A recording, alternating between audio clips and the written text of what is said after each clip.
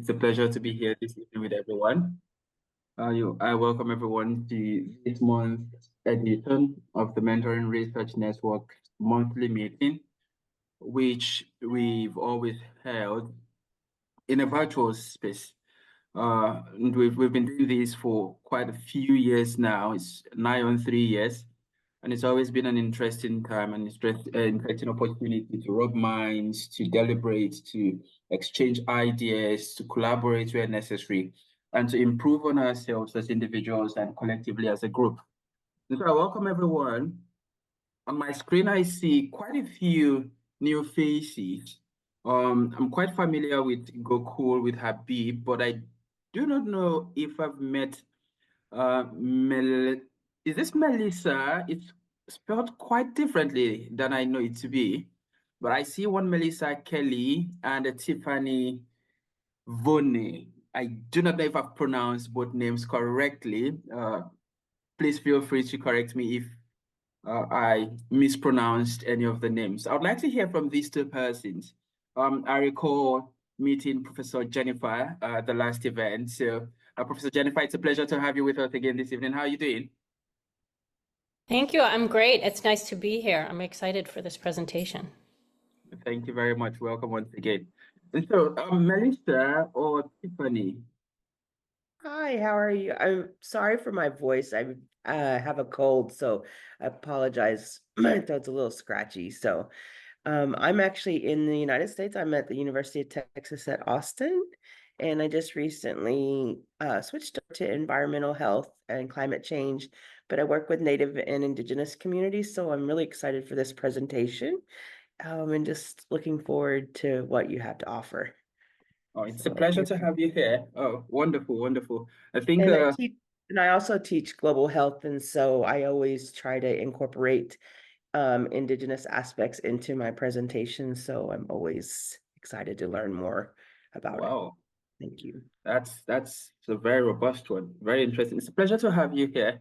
I would leave my questions for now until some other time. I could get very inquisitive, and I would not want nature to get the better of me now. So it's a pleasure to have you with us, Professor Melissa.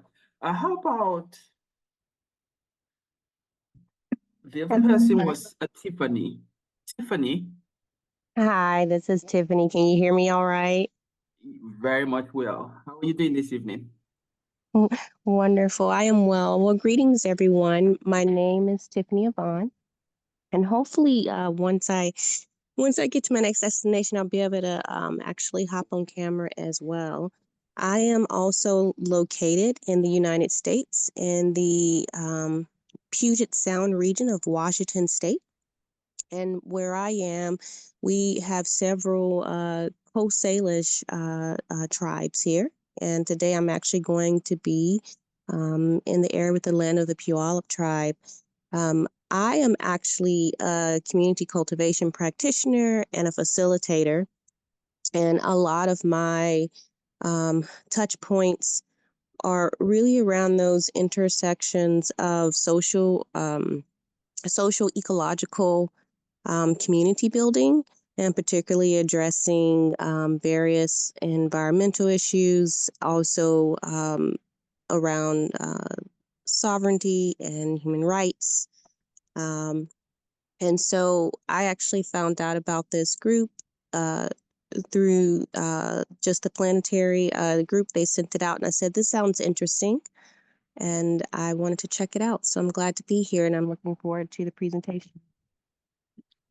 Well, you're very welcome, and I'm very glad you've decided to check it out after all. And so I hope we live up to the expectation. We're a broaden group from the Global South. We also try to expound ideologies in the scope of public health, but more particularly from a planetary health perspective. It's a pleasure to have you and to have everyone with us this evening. Without further ado, we would begin to get into the thick of things this evening. So once again, you're all welcome to this evening's meeting. And if it's morning over where you are, I believe those in the US would most likely be somewhere between morning and afternoon now. And so greetings of the day to you wherever you may be. This is the October's monthly event of the Mentoring Research Network, which is a group of researchers from the Global South, or which something that started as a gathering of researchers from the Global South and has begun to grow beyond the Global South. Abimbola Samuel, is the co-director along with Dr. Mona. And this evening, we're having a very interesting presentation. But before we go into this evening's event, we would like to take you through the website of the Mentoring Research Network and just touch upon one or two things that are quite peculiar and particular to the Mentoring Research Network. And so, as I said at the start, this is a group of researchers from the Global South, which came together to begin to try to even the scale with respect to planetary health awareness and planetary health advocacy and global health conversations between the Global North and the Global South. And this research network acknowledges every member as an individual and as a component of the collective. And as such, we try to advance and advocate for research exploration in the Global South, research knowledge translation, the inculcation of indigenous knowledge or indigenous community practices in global health conversations. And we've also pushed to quite some extent the adoption and adaptation of indigenous knowledge in the Global South into global health teachings in our environments or in our different schools. We have a growing body of members, and it's a pleasure to have those of you who are joining us for the first time. It would always be a pleasure to have you join us as members. And so, Goku, if we could go to the next here, okay, just here.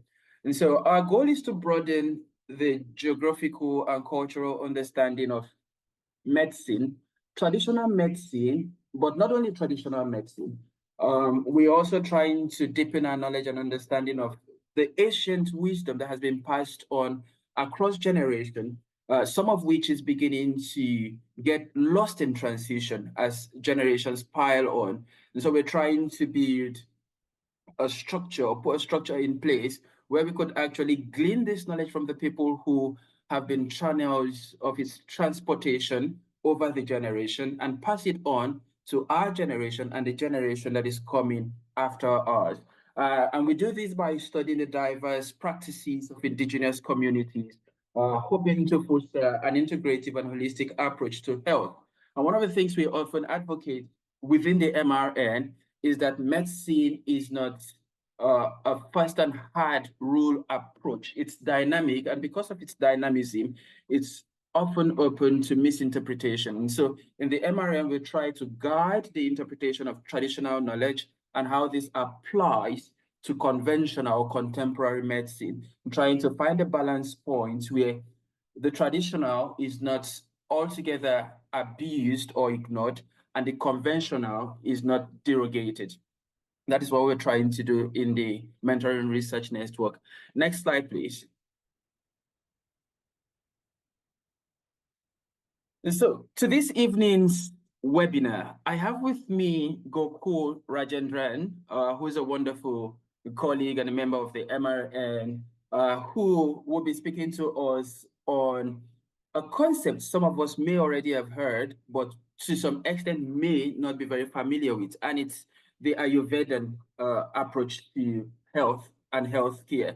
The first time, although I'd seen or I'd encountered the context, that word, the concept of Ayurveda, I never had close interaction with the concept until last year. There was this integrative oncology workshop or conference that was held, and I participated in that. And to my awe and surprise, it was mentioned as one of the integrative approach to oncology or to cancer therapy. And it's quite surprising what you would find in Ayurvedic medicine. You know, so many people have worked a lot to push this scope of science to the point where we are today. And so this evening, we're going to try to delve a little bit into Ayurvedic medicine and to see how it could be of help to us in the 21st century, trying to find what is not, and what should be in the context of traditional medicine and contemporary knowledge. And so Goku will be taking us on that ride this evening, and leading Goku on this voyage will be Vanessa Goes, the Secretary General of the Mentoring Research Network, who is also a PhD candidate in food science at the University of Rio de Janeiro in Brazil. She's a registered dietitian, a pilot instructor, a wellness mentor, and above all, she's a wonderful, wonderful person. I've had the privilege of interacting with Vanessa over the years, and each and every time we get to meet and dialogue, though virtual, she always leaves a lasting impression. It's a privilege to be here with you all this evening. I would pass on the torch to Dr. Mona, and I hope we all have a very eventful, very memorable, and very wonderful evening. Thank you. Thank you so much, Samuel. And let me mention in detail about Vanessa as our moderator, because her way of thinking is really going to dictate also how she will be drawing parallels to this topic. So Vanessa Goes has been in the MRN Executive Secretariat since December 2021, with over 20 years of experience in holistic health and vitality. Vanessa is deeply passionate about nature, life, and the interconnectedness of all living things. Her diverse background spans the field of art, health, and education, reflecting her eclectic approach to well-being and human development. Vanessa is particularly enthusiastic about planetary health, where transdisciplinary collaboration is essential, and she firmly believes in the healing power of both nature and the human spirit. In her clinical practice, Vanessa integrates a range of natural, holistic, and preventive approaches, including natural hygiene, functional nutrition, phytotherapy, whole plant-based diet, the ballet and yoga and somatic techniques, and various integrative medicine systems like traditional Chinese medicine. Academically, Vanessa's research focuses also on biochemistry, specifically the impact of dietary bioactive components, the antioxidants, on placental redox and functional status in the context of non-communicable diseases like diabetes mellitus. Her doctoral work aims to generate knowledge that foster human development in harmony with the planet and its biosphere, creating new paradigms for societal transformation. Vanessa's mission is to inspire and share knowledge, promoting a holistic awareness of health that align human being with planetary sustainability. So we are so proud to have you with us in the board of directors, Vanessa.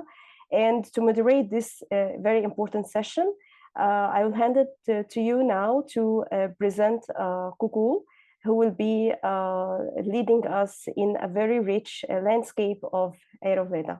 So to you, Vanessa. Thank you very much for this beautiful presentation. Thank you all for being here. It's really a pleasure to have been part of this project, MRN, since the very beginning.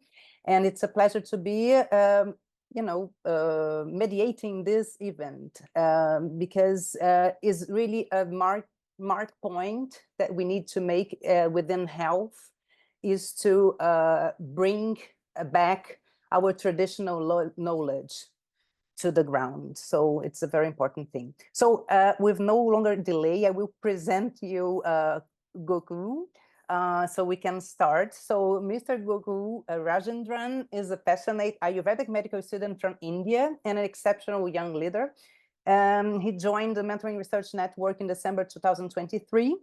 And his dedication to advancing Ayurvedic medicine and traditional knowledge has been truly inspiring. So among his remarkable achievements in the development of the largest global digital library of medicinal plants, a project aimed to preserve ancient wisdom while combating the extinction of vital medicine species is exacerbated by climate change. He will be presenting this for you today. And in addition to his contribution to Ayurveda, Goku has consistently demonstrated leadership on the global stage, participating in the numerous events, speaking and presenting his work. And I hope, I mean, he have all this. I'm not going to read all of that because it's a lot, but you can look at our site. And despite navigating numerous logical challenges, he successfully organized 12 side events across various pavilions. And he is representing a strongly traditional medicine in numerous like very remarkable events, such COP and World Health Assembly. So with no longer delay, I will give him the word so he can start. Thank you very much for being here, Gogo. Thank you so much, Vanessa. Thank you so much, Mentoring Research Network. Thank you so much, Mona, for making this happen, and also Samuel for being here. And yeah, thank you guys for doing this. So I'm also so excited for the event, this session today. So yeah, let's begin. So yeah, I want to go talk to you guys about Ayurveda and indigenous medicine. That's something we in the South, like in India, we look forward, like mostly when we have some like alignments, ailments, like which is like not too much severe, and also when we are in our hometowns, like in villages and our rural areas mostly. So we usually go for this kind of medicine, which is cost effective, and also we can find it nearby as well. Like the drugs, you can pluck it from your the forest nearby, like that. So let's so this is me, Google, and then you can just use this code to find more about me, like this QR code to find more about me. And yeah, if you wish to, and yeah, and then so I'll just go take a little bit about the core about idea of Ayurveda, because I'm not so much prepared for today's session on like Ayurveda, because there's a lot to say when you compare it Ayurveda. So I'll just touch on that and go, because I was expecting a lot of children, like youth to be part of this from say, the universities, etc. So maybe like so they'll just go through this. So Ayurveda is like is one of the India's most ancient science of medicine, and which is the root cause of development for the medicine system, which spread from here to the central. From there, we have a mixture of cultures and everything. At the end, we have the modern medicine, and yeah. So here we have like the main component is the three doshas that we say, like three doshas, which is the Vata, Pitta, Kapha, which is which is said to be the Vata is like cold, like three components, which is like Vata is cold, and Pitta is like fiery, and Kapha is like solid. So these three stuffs together creates the balance of the life. And yeah, it's available in everyone in throughout the body equally. And some individuals have like it's different compositions. So there's balance for each body. So when the balance is destroyed, the balance is like not when the balance changes, then you will get disease. So that's the main idea about three doshas. And then we have this Agni and Pancha Mahabhuta. Agni is the fire that burns inside you, which is like maybe you can take it as the fire in your stomach, mostly taken in Ayurveda, which is your ability to digest food. And in mostly in Ayurveda, whenever a patient has fever, it goes directly to the stomach, and the Agni or the fire inside the stomach is being displaced from the body to the skin. So that's the idea of that we say in Ayurveda, and try to remove those things that is keeping the fire from that obstructions on the pathway of fire from getting back into the stomach. So whatever is the root cause, like when a pitta vada vitiates, it goes to this srotas, like the channel of the flowing thing, and block that. So that's the basic idea. And of Agni, and Agni, when it's like disturbed, it may go like low, or maybe it goes higher up. And it should be always in a state of normalcy. That will be the best thing to do, normalcy thing. And we have Pancha Mahabhutas, like the air, water, space, and everything. So that's a vague concept of Ayurveda and what is Ayurveda and stuff. So but we want to talk more about climate change and such stuff related to that. So maybe like I will go towards that will be the better thing to do. Yeah, I'll just okay. So nature and Ayurveda. So in nature we have 5 elements, right? So the water, Vayu, Akasha, Agni. So these 4 components come together and form a human body. That's the main idea as well. And mostly Prithvi, the earth. So then mostly we in India say that humans are you are just a piece of mud mixed with all of these things. So be gentle with other people and also be very kind, because once you have a life from mud and you will go back to mud itself.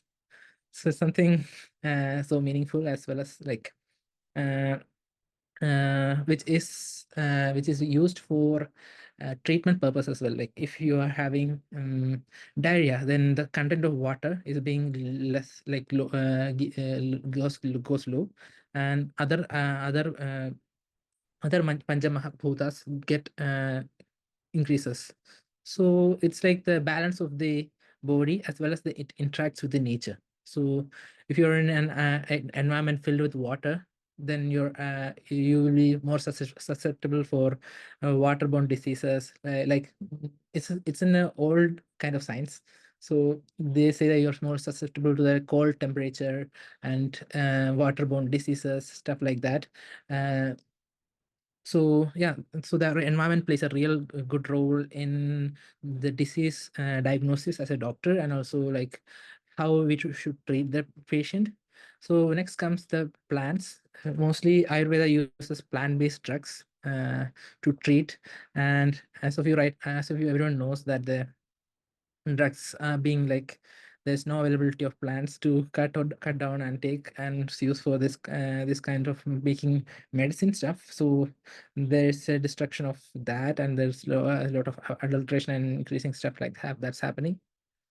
And yeah, uh, so not just as I said, not just the drugs that causes the problem. If you want to be an Ayurvedic healer, or like someone even from Chinese itself, when I was in US, I had the opportunity to go to California. There's a new college in there which got invited me to be part, like Chinese medicine. So I got to explore some a little bit of it was I forgot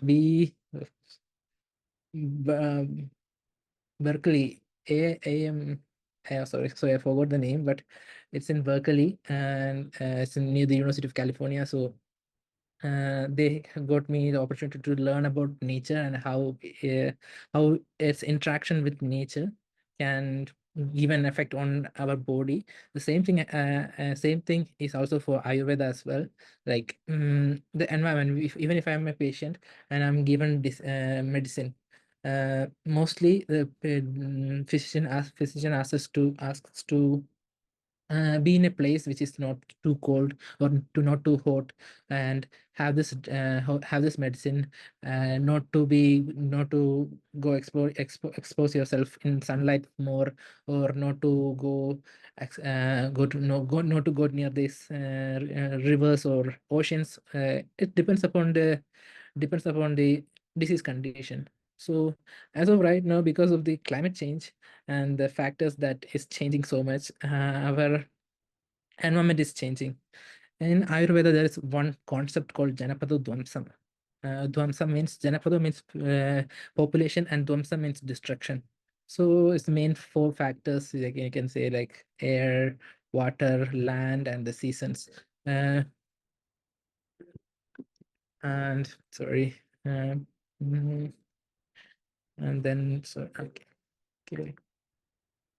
And so sorry for the interruptions, and let me go faster because I do have only 20 minutes. So there's like a traditional medicine, planetary health. There's a lot of activities happening all around the world, like enhancing the current knowledge and collaboration, and also participation, and you could see and a lot of stuff happening. So let's go. So at World Health Assembly, we did a side event, which was in the same place as Geneva Health Forum happened, with the University of Geneva and the SDG Solution Space.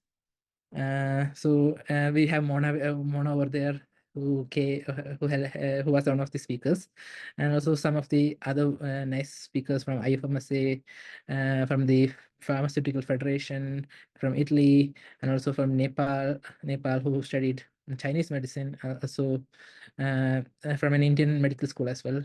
So mostly climate and health is something almost similar for us as well. Extreme weather condition causing diseases, same thing, and infectious disease, that is like transmission of vector-borne diseases.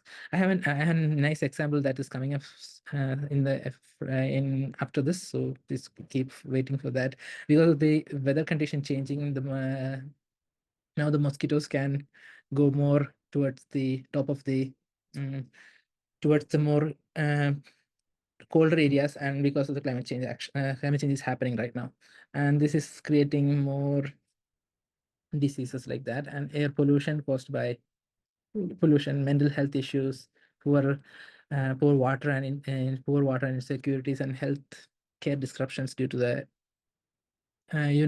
due to too much of this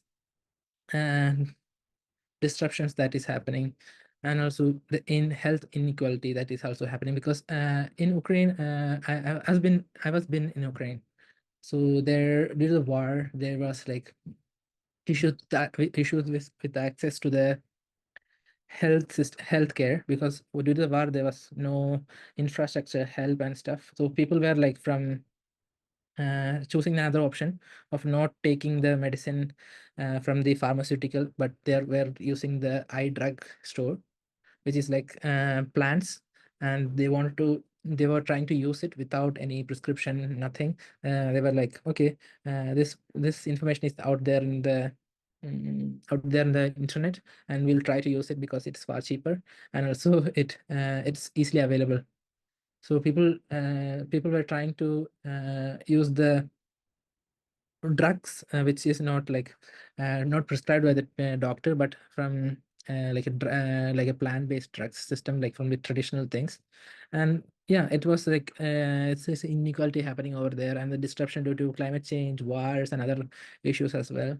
And adding this health method, like indigenous health, into this will help us a lot of solutions in India also, and even outside, because most of the places people right now also uses indigenous medicine if they are still having a big issue, like even if you are going for a like after a surgery or a surgical procedure, or if after chemotherapy people go home, then they even with the uh, like the doctor's prescription, they still do something of their indigenous knowledge they have, and they try to have food which is better for them. They think that this is like this can be taken, and some of the times it'll be like contraindicatory for not to use it like that. And yeah, also some of the times I have seen sorry, so I just went from off topic. So just some health changes and the climate risks that uh, like some of the outcomes that has been coming because of the change in uh, uh, climate change affecting health is like heat related issue, respiratory problems, waterborne diseases, and communicable, non-communicable diseases, social, mental, and psychological health effects that can be seen. So this is a chart from the WHO. You guys already have seen this. Most of the people here are from the health field, so I don't need to say a lot. And yeah, so since this is something we were working on, so I had an opportunity to go to Kyrgyzstan for ARCO Asia Pacific, and this is something we so interesting as a side for the Ayurvedic thing, because the Kyrgyzstan ministry, which we met at SP60, were pushing forward a new agenda item for COPS, that is like the mountain agenda, where they wanted to protect their mountains from climate change. And yeah, so it includes these kinds of medicinal plants and stuff, which is something we are following in COPS and COP and SP60. So this is something we pushed forward in the COP uh, COP spaces with the Kyrgyzstan ministry. So I had an opportunity to go to Kyrgyzstan, where I saw some of the changes happening for their mountains. So this is something that we took a photo of, that the people were saying this thing, like these plants usually doesn't grow in these mountain areas, and you can see how these green plants are growing, starting to grow and take over the that native areas. these plants were not seen this in this mountain areas like high up here. Because of climate change, these kinds of plants are coming up and to over to the top, and there is no snow, and also the food for the sheep and other animals have been lost, and this affects the nomadic tribes in Kyrgyzstan, and also their way of life is affected, and also there's a loss of biospecies and biodiversity. So this was one of the things we saw with our own eyes, sorry. And yeah, so this is a health community at COP28. So they work on policies regarding to health. So since this is like look into the agenda, policies, policy recommendation, and give out that, so I can connect you with these guys as well. And also from COP27 there was the first WHO pavilion, health pavilion, and also the health day themed day as well. So yeah, now the doctors are being more aware about the climate and health issues and spreading the word from that perspective as well. So some of the I wanted to mention some of the projects that I saw on ground, which is like nice projects, which were based on a traditional medicine, which they want to promote the plants. So I didn't have I didn't have enough time to take the pictures. But this is a Quranic park in UAE, where we saw like a space where they were protecting all the plants, medicinal and sacred plants from the Quran. And yeah, they have this park in for spreading their culture and to spread the culture and also preserve the information how these were people were using these kinds of plants. And most of them, to see, I could like to say, we saw as a part of our Ayurveda, like the saffron, basil, banana, garlic. Garlic is one of the most used, and onion, ginger, aloe vera, and some of these stuff were mostly used in Ayurveda as well for preparing medicine. So yeah, I would also like to suggest say about the World Health Organization's Global Center for Traditional Medicine that is in India. It's like established by for the Ayush system, which is like not just Ayush system, but for the global level, but mostly looking forward for the traditional medicine kind of coordination activities. So that's the world's first one done by the World WHO. And yeah, it's mostly supported by the Indian ministry and also some of the Chinese support as well, because I heard that the China was mostly trying to promote indigenous and traditional medicine, and they were investing in this project. And also, yeah, this is one of the hopes that we also have that going forward, because at World Health Assembly 77, there was nothing there were not no people representing world anyone from indigenous community, like traditional knowledge, medicine. So it was like a dream come true to do a side event over there.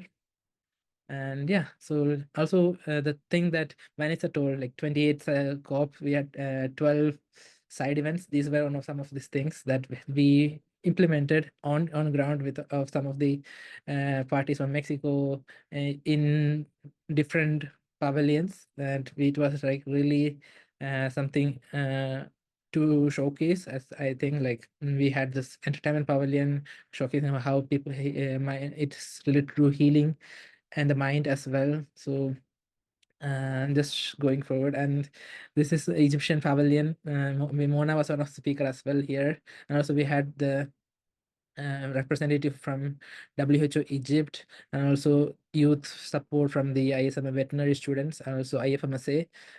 So we did pretty much well, and it was like nice event for. And to know more about what happened at COP28 on like indigenous medicine, this is something you can use. Maybe or you can get this slides after this as well. Okay. And yeah, I just wanted to showcase that we also went to the Smithsonian libraries in Washington. So we had a talk with the indigenous people's liaison over there, and also some. Still, my app is on the development mode because I don't want to show all the information about the indigenous people to the public, because that can be not so much. We need to protect the information as well. So still working on the app as of right now. Yeah, so I'll just go what as I'm right now doing. So this is our app, the Govardhan. It's like the social media for biodiversity and indigenous knowledge. So it's like it's like an Instagram for plants and animals. So you can see how it is designed. So people can post about the animals they see, and they can tag, and also they can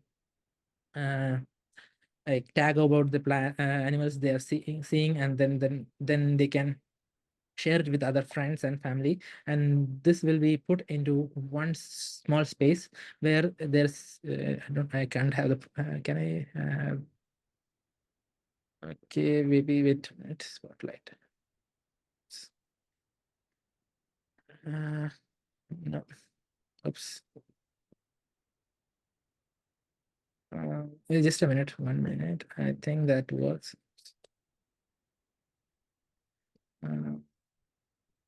Yeah, maybe this. Oops. Oops.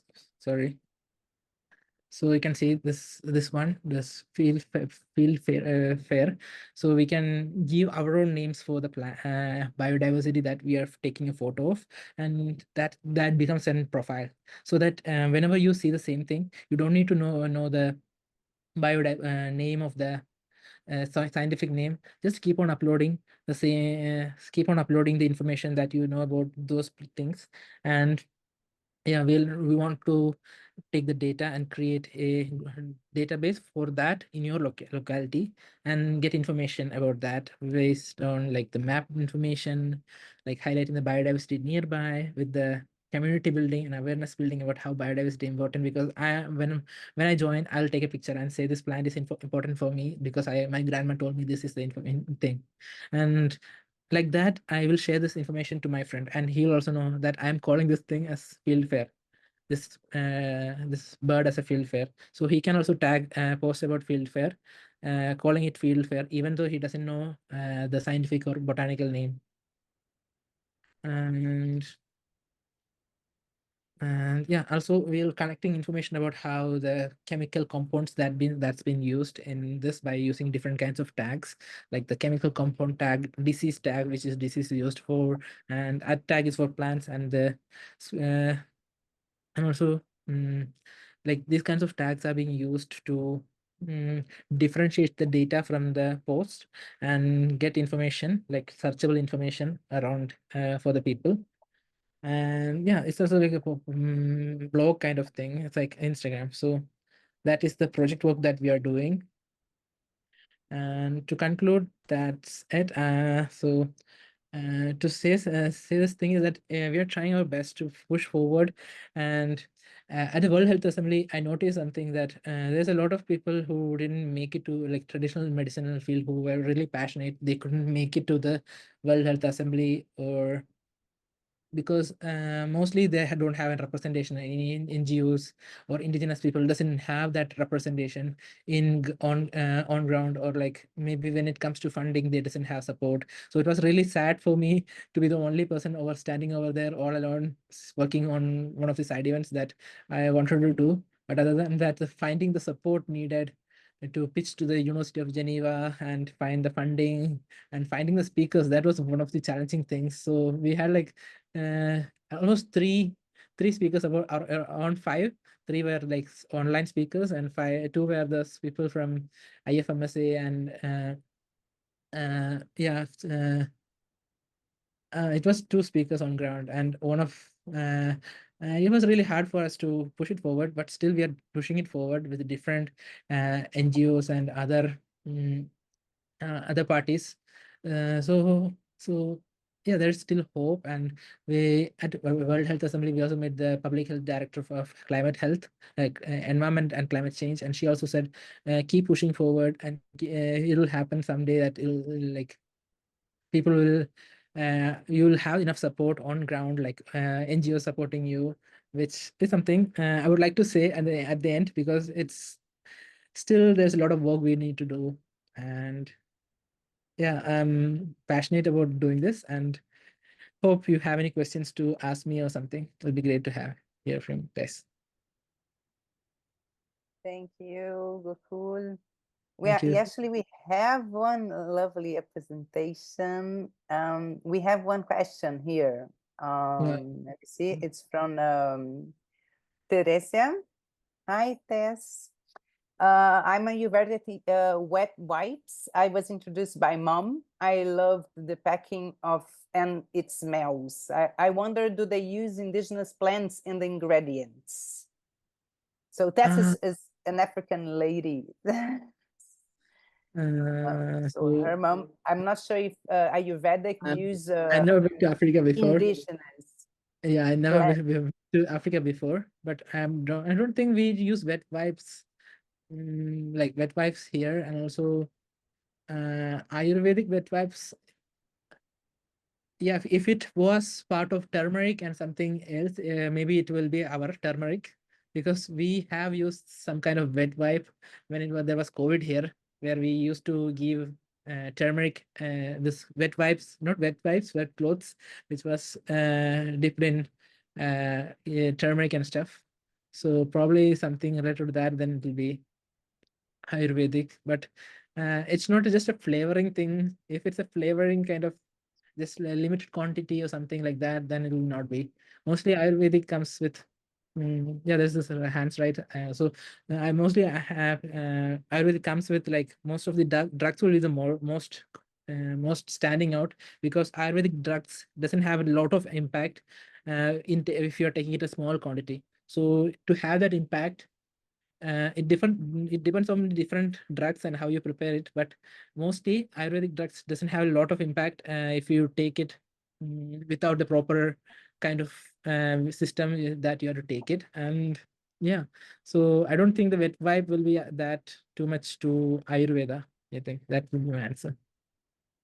And hi, Samuel. Hi, Goku. Thank you very much.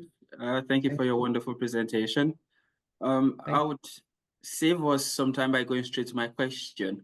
I'm looking at climate change because this is, of course, is something I'm very interested in, and it's my area of research as well. And my question is this: with respect to Ayurvedic medicine, what's going on in the aspect of knowledge preservation? Of climate change is affecting the world as a whole. But beyond climate change, I do not know, do you think that the knowledge in Ayurvedic medicine is not being properly passed on from generation to generation? And so my question is, let's take our eyes a little bit away from climate change and the different or the many other things that are affecting us as a species. How about passing the knowledge? You mentioned during your presentation that some of the things about traditional medicine are not to be put out there because they are privileged information. These kind of privileged information regarding traditional medicine or Ayurvedic medicine, do they go through a process of authentication? Do they also get patented? And so do they get patented such that eventually it can be put out for people to use, but with respect to whosoever is putting them out for proper referencing and all of that? But what's really going on in that space regarding preserving the knowledge? Because from year to year, what we've seen in indigenous knowledge in Africa, what we're seeing from generation to generation is that the body of evidence is declining. The number of people who used to know how some of these plants work in some 3-4 generations before now is not equal to what we have. If you look at it proportionally. And so I've spoken with a few people, and they'll tell you some 2-3 generations ago, my grandfather could tell you what all the plants in our immediate environment could be used for medicinally. But now there are very few of us who have the knowledge of how these things work. So I'm passing that across to you now. What do you think is being done? Is enough being done to preserve this knowledge in written form, in documented form, so that it can be passed on from generation to generation? Or is it just something that is passed from person to person by word of mouth and by conversations? So there is a WHO is doing something for trying to preserve the information, but it's not enough. That's the point. That's not enough to reach to the most folk people on the ground. And yeah, that's the one thing. And when it comes to the Ayurvedic plants, Ayurvedic medicine, most of the people doesn't like, the new generation doesn't care about having this, because when there was a Yamuna flood in Delhi, we had this initiative of providing support, and for the first time we had this modern medicine and Ayurvedic medicine hand in hand to give to the public as a support. And there was an interesting fact that we saw that most of the youth was selecting the modern medicine, and most of the old generation people were coming for Ayurveda. So that was an interesting thing that we could see, which is not so good for traditional medicine, but still the popularity, or the people thinking about this indigenous medicine, that we have to spend time, it'll be like very taste will be very bad like that, and you have to go through a lot of procedures and stuff. And yeah, it's a little bit expensive as well compared to the other one, but it in a long run it will give more result than modern medicine. So still people doesn't want to go for that option. So if there is no usage, people will forget things. So that's the one thing. And as the rapid globalization is happening, people looking forward for a sustainable source of health. But whenever there is an issue of getting to health, like aspect, like to availability of health things, like a primary health center or something, people will come back to the same thing, like use of indigenous medicine only. So it's like if you don't have access, then you have to come back here. And since indigenous medicine is like widely available to every part of the world, mostly like the Canada region, Bolivia region, the Central Asia, Central America, African region completely. I have seen a lot of things. Even our project was supported by 5 countries, and it has been increased from to Liberia, Uganda, Kenya, and also Bolivia. Bolivia Ministry also for Health also invited me for to be there to talk, and also COP16 we wanted to go, but we couldn't do it. So yeah. There is, I would like to conclude that with this saying, there is a lack of documentation, and we need to start doing it, because in the African countries we have a lot of knowledge, but there is no manpower or things to record this information, because people don't want to use this. So slowly it will go away. And even in countries like they need a lot of help. When we send help, it will be like the modern medicine only. People will not care about the indigenous medicine that can be collected from, that can be sourced from Africa itself and can be so much effective. People will not care for that. But if we could bring something for sourcing an emergency kit or something from indigenous medicine, that'll be a huge breakthrough, but because it'll be far cheaper than sending help from another country or bringing up help from another part.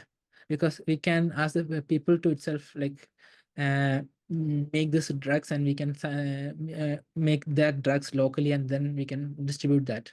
So that works as well. So, and there's a gap between the documentation. That's why we are trying to document all the information that's possible. Yeah. Okay, thank you, Gokul. We have one more question here. Samuel, do you want to say something about it? I mean, it's just, I want to share a few things still. Okay, just do it and I'll take over. No, my hand's still raised. I'm all right. Thank you very much for your response, Gokul. Let me see if my hand is still raised. I need to put that down. All right, all good. Thank you. Yeah. Okay, so yeah, we have one more question from Tiffany, asking the intersection between your work with the effort from the government, the traditional knowledge digital library, in protecting this kind of knowledge. But I think before that, I will go through just kind of framing the traditional medicine. We speak a little bit because it's related, and then we go back to your answer about this. Is that all right? Yeah. Tiffany? Yeah. So could you move on one more slide, please? One more at the end. Yes. Is this one? Okay. One back. So one back. Oh yeah, this one, perfect. Okay, just it's just to you know, frame our situation now.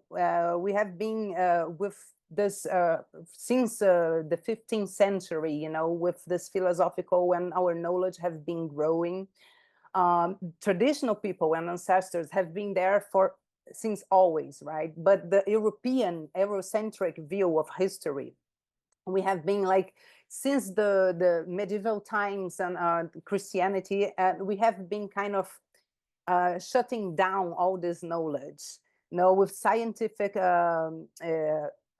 the scientific revolution. Let me just put that bigger, otherwise I cannot read it.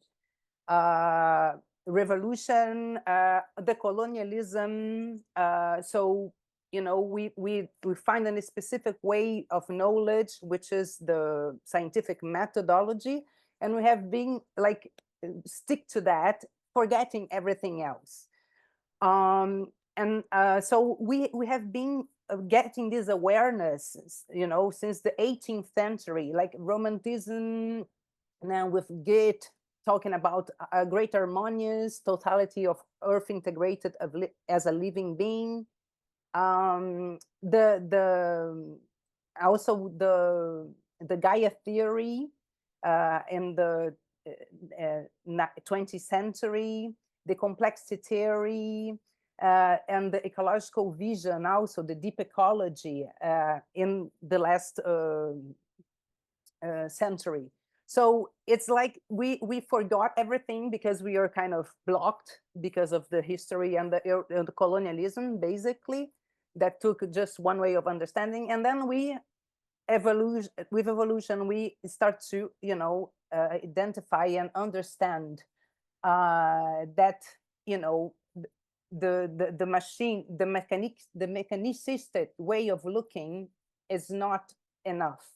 Now, the whole is bigger than its parts. Next one, please.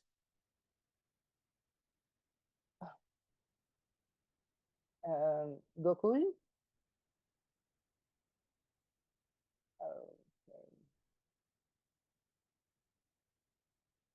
Oh, is it? Are you there?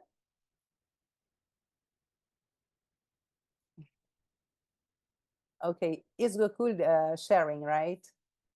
Let me. Okay, thank you. Hi, sorry. Okay. Yes. Challenge. So we have this challenge now on the fragmented and mechanicist and reductionist perspective, and we need to change it for the systemic perspective, integrating all that biological, cognitive, socio-ecological dimensions, philosophical, spiritual, political, everything. And we have this huge problems talking about energy, environment, climate change, food and economic security, and the health, not only from people and from all living beings, but from the planet. And we are kind of getting late to our proposal until the 2020-30. So it's very important. Next one, please. It's very important that we recover this broadening concept of health on a global scale, integrating all of that. Next one, please.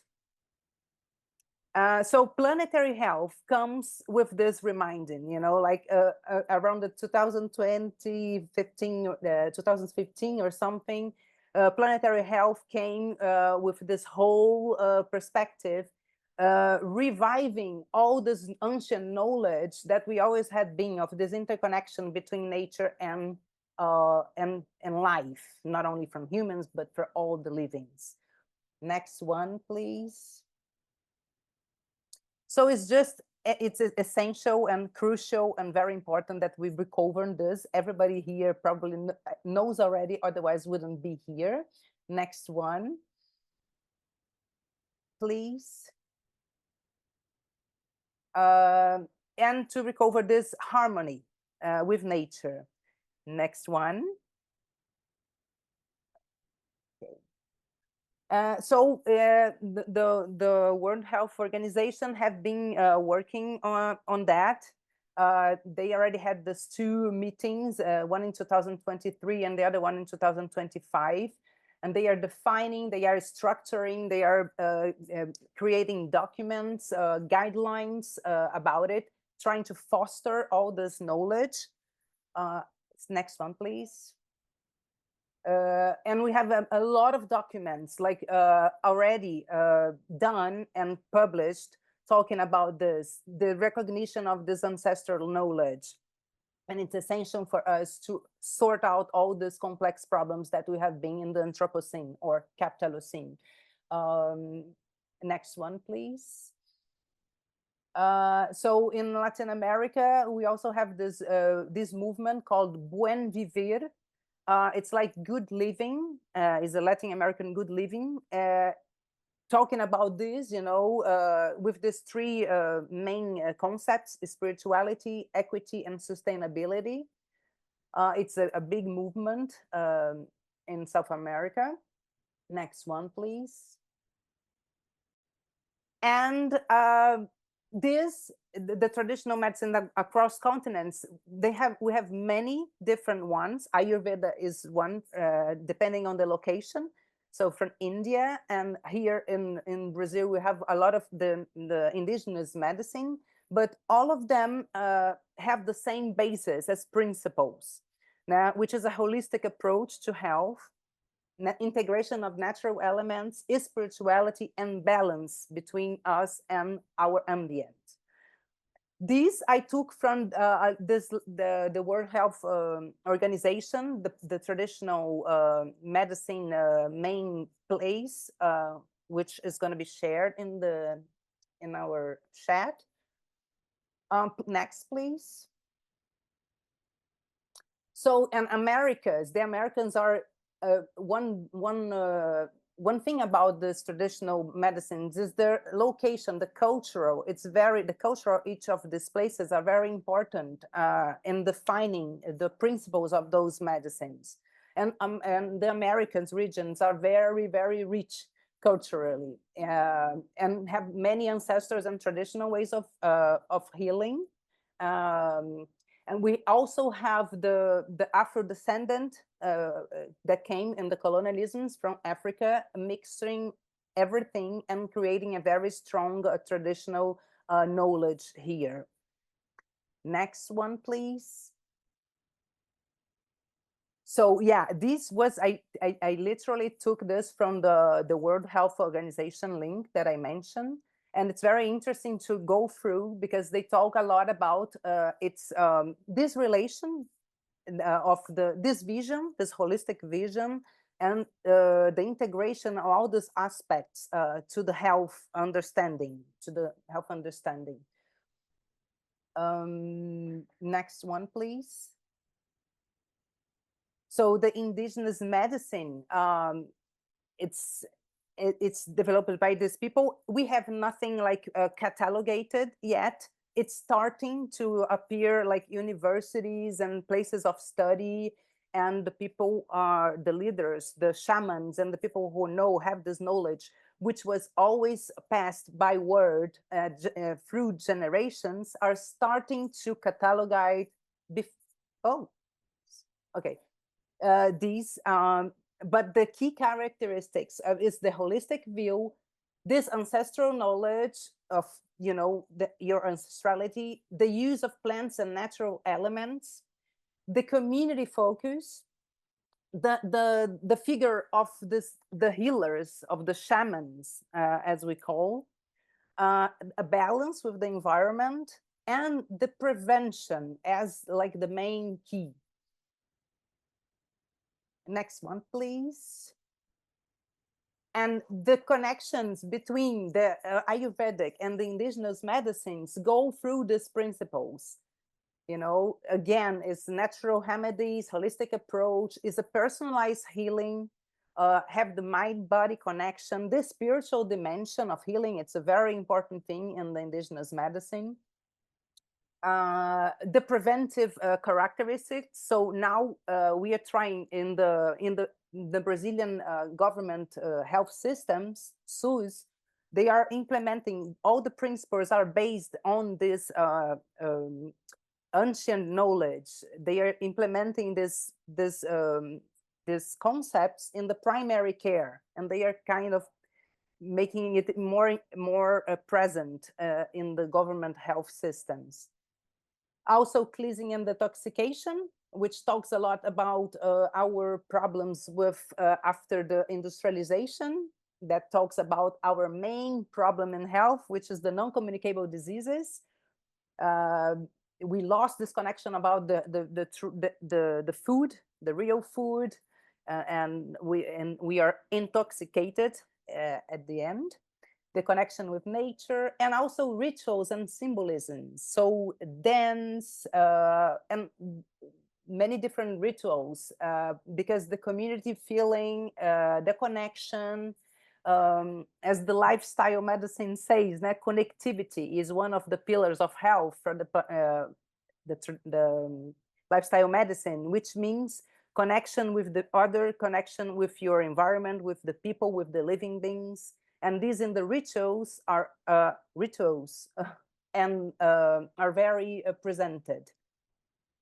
So the holistic healing systems, they have deep roots. They carry a lot about their cultures, and they emphasize the balance with nature. The interconnectedness between body, mind, spirit, and environment is everything that we need, and everything that we have been talking in planetary health field.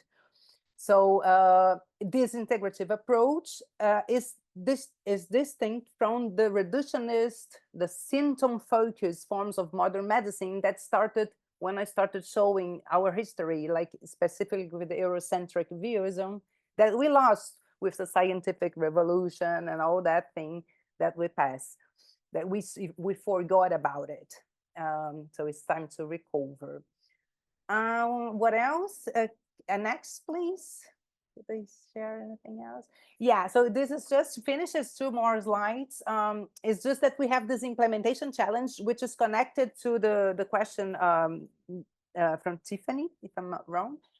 That we need to, that's why Mentoring Research Network is talking about it, because we need to bring that to their language. I mean, to the scientific language. Everything is talked by culturally speaking, and it's from father to son, generation to generation, and we need to stabilize, like to write, to make guidelines, to make research, because these are the key. If you can read, this is in this document, the Traditional Medicine Strategy from 2002 and 2005. It's an old one, and they say about that, you know, we need more research.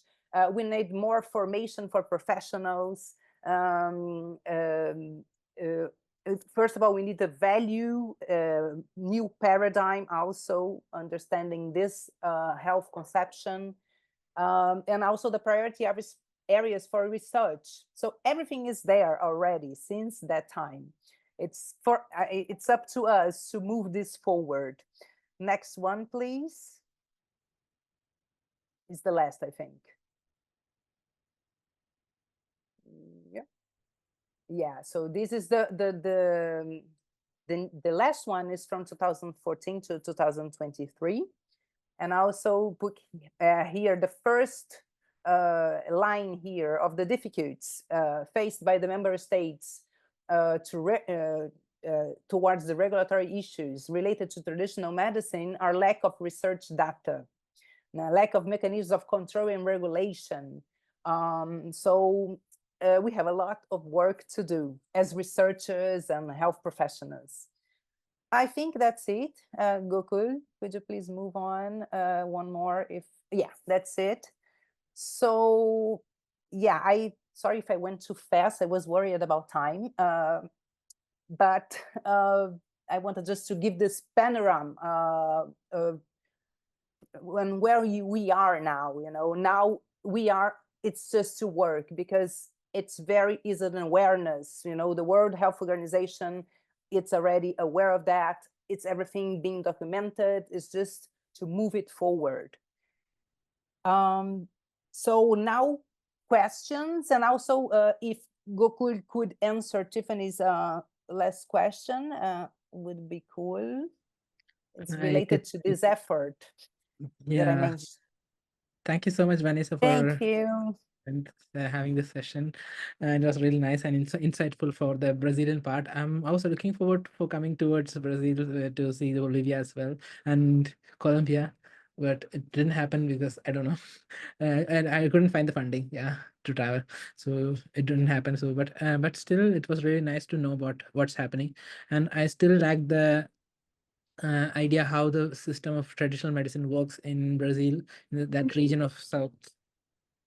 So, uh, yeah, so the question I would like to, sorry guys.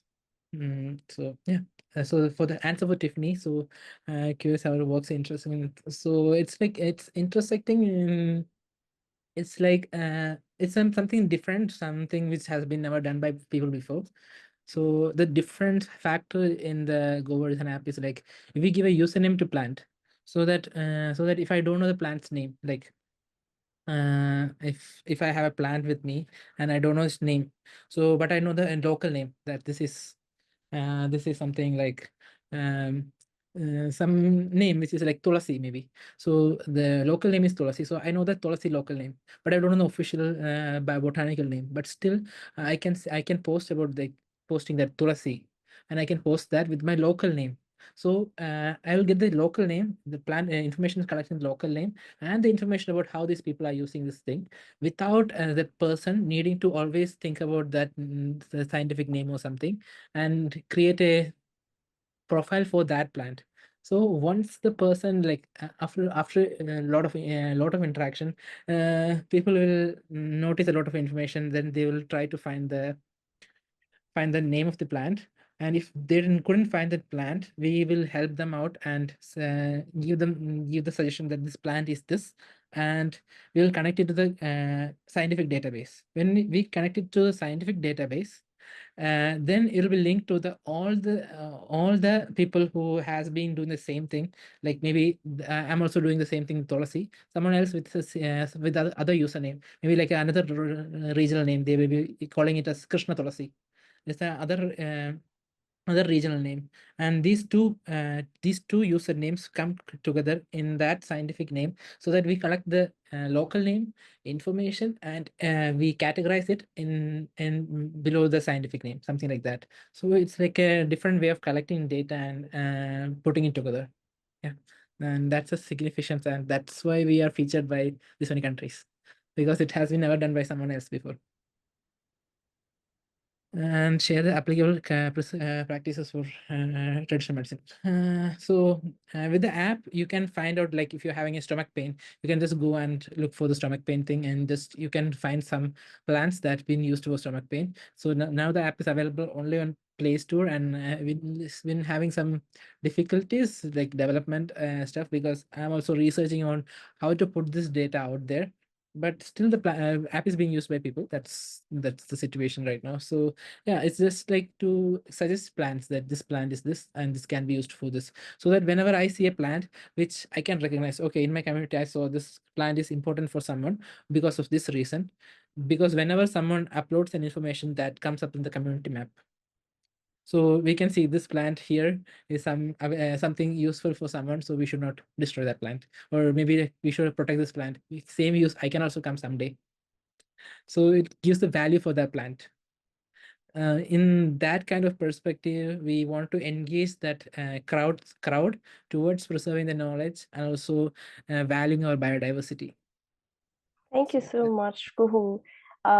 We are really amazed by everything that you shared, and we highly support you and encourage you to continue building up your social app for biodiverse plants. And together with our African and Latin American and all our friends all across the globe, we encourage you to visit Kuku's website, so that you can start communicating with him directly and proposing some kind of maybe extinct medicinal plants or things in your region that can be of great benefit. Because as you know, pharmaceutical companies, they are like hijacking all of this indigenous knowledge. So it's our role now as indigenous communities also to protect that and to make this knowledge available for everyone. And this is the role that Google is thankfully trying to spearhead, and he's also acknowledged by our Ministry of Egypt for his magnificent approach to preserve biodiverse medicinal plants and beyond that even. So because of the time, I just want to conclude that building on what Vanessa has elaborated on from a planetary health perspective, this stimulates a range of ideas for further research. We all noted that the integration of ancient systems, namely Ayurveda, and in our last session, we talked about ancient Egyptian medicine, like the 12 medical papyri, already discussing a lot of herbal remedies and also showcasing a lot of diseases. And also there is some other ancient system that we didn't highlight, which is the Unani. The Unani is also acknowledged by the WHO.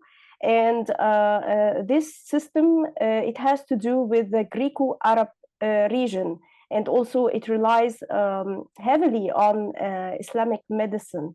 And so together with all these ancient systems, we need to build like a modern scientific framework that can take us forward to offer rich areas for further research and for validating this ancient wisdom. So first of all, I would like to mention that maybe like researching what herbal medical practices can offer for investing in environmental sustainability as a positive impact on the environment, and also for leveraging on the knowledge of medicinal plants. So this is number one, the herbal medical practice and how this can promote sustainable farming and also allow for biodiverse species to become once more in balance with the ecosystem.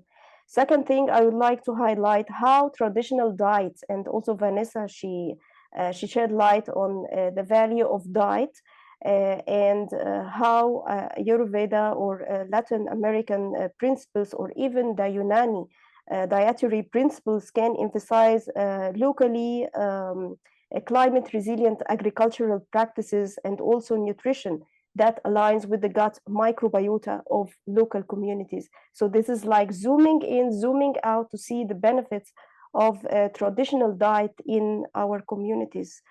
And also, we can tackle the environmental determinants of health by analyzing how ancient systems' understanding of the body, environment, connection can inform modern planetary health strategies, like, for example, the mental health problems. And also preventative medicine. So many of these ancient traditions, they emphasize the detoxification practices. And even in Unani, it is very interesting that in Arabic they called al-mazaj, or even in the traditional Lebanese cuisine, you have mazza, or something that has to do with the temper or the mood of people. So food is again reflected on the mood, and so this is something that runs in our communities, and this has a great effect on the toxic environmental exposures we are prone to in modern context. Finally, we need to emphasize on the global health policies and how integration of principles from Ayurveda, Unani, Latin American, ancient Egyptian can fit in the global health policy that can promote sustainable healthcare systems that, for example, reduce the high carbon emission of medical practices in our hospitals today. So these are just like, scratching the surface of research ideas that we can build on to start collaborating with one another if we are all advocates for indigenous knowledge and promoting this kind of medical practice. So to conclude, it's clear that all these ancient wisdom that's having also a medical and lifestyle portion in it, they all share profound commonalities rooted in the principle of balance, holistic care, and also individualized treatment that can tackle a spiritualized mood of, knowing of the divine, even as Vanessa emphasized.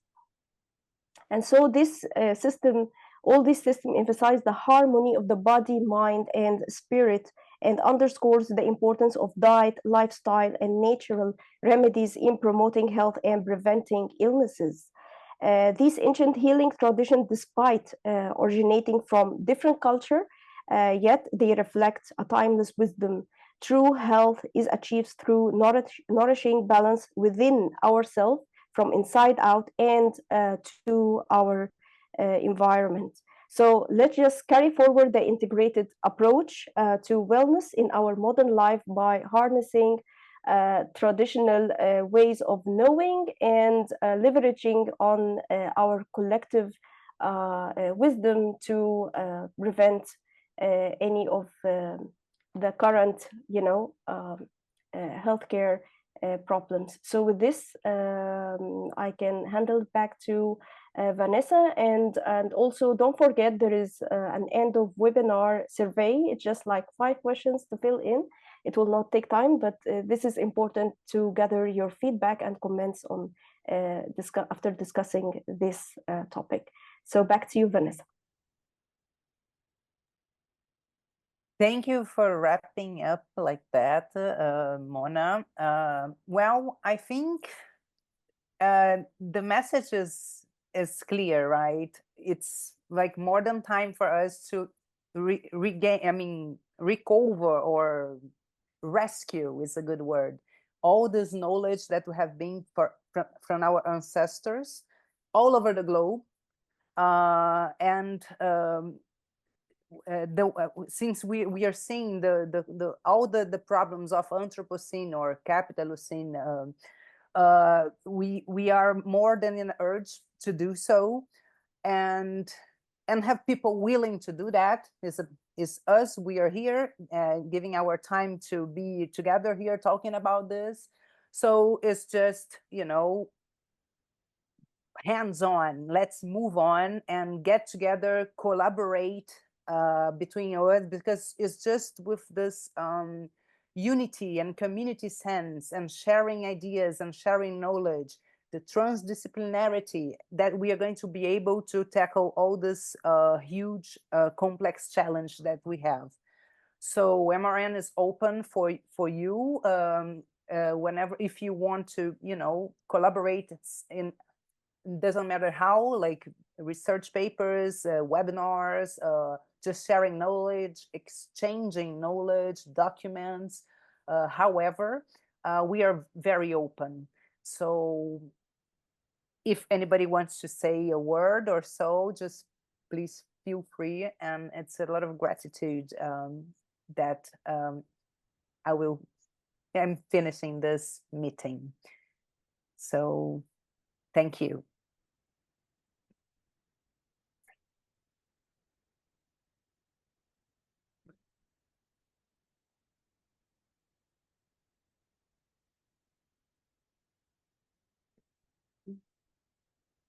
Yeah, so Mona, did you share the link for our site or the connection? How can they connect? Maybe Okay, so thank you, everyone. We just have like 5 minutes left. So if there's any burning questions, anything to add on, because there is still like some time before we exit the meeting. Once we exit, the webinar feedback will appear on our screen.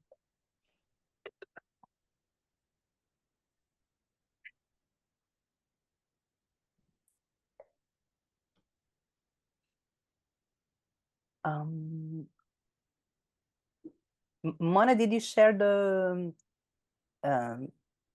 the few questions that you mentioned? Okay, Vanessa. So I said that once we exit the meeting, okay, it will be showcased on our screen. Perfect. Sorry.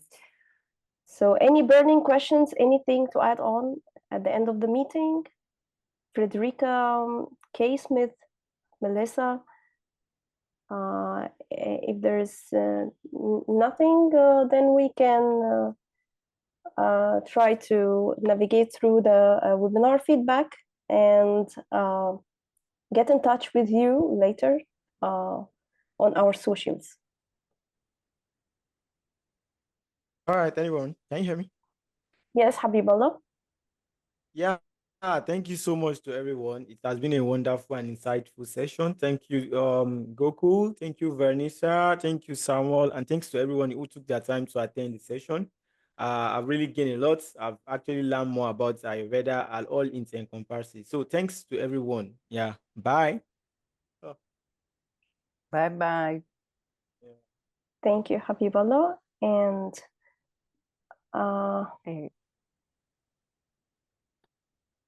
it's really a pleasure to have everyone here on board. And if there is anything that we can add on before we leave the session.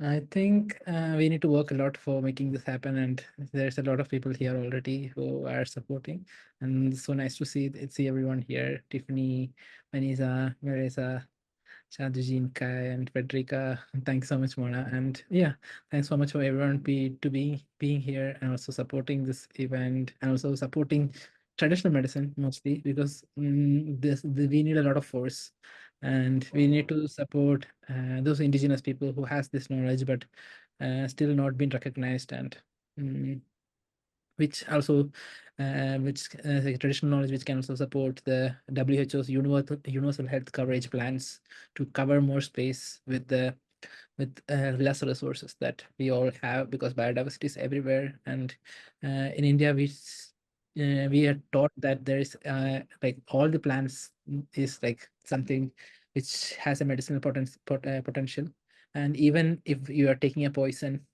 if you take it in the right quantity, it'll become a medicine. So that's the thing that we are taught when we study Ayurveda. And it's like the situation and how you take it, how you use it for depends on the how its value becomes.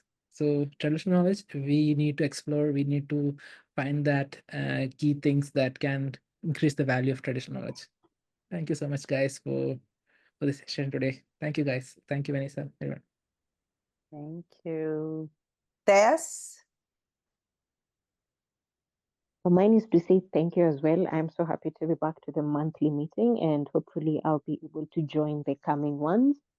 My internet is a bit shaky. I've been dropping on and off because it's raining here and it keeps happening. So don't worry. But I'm so glad to have joined. And also, maybe to add on what Gokul just said, something that I learned just shortly before my father passed away is that when you take poisonous plants in small quantities, it cannot kill you. So that is one thing that I found to be very interesting.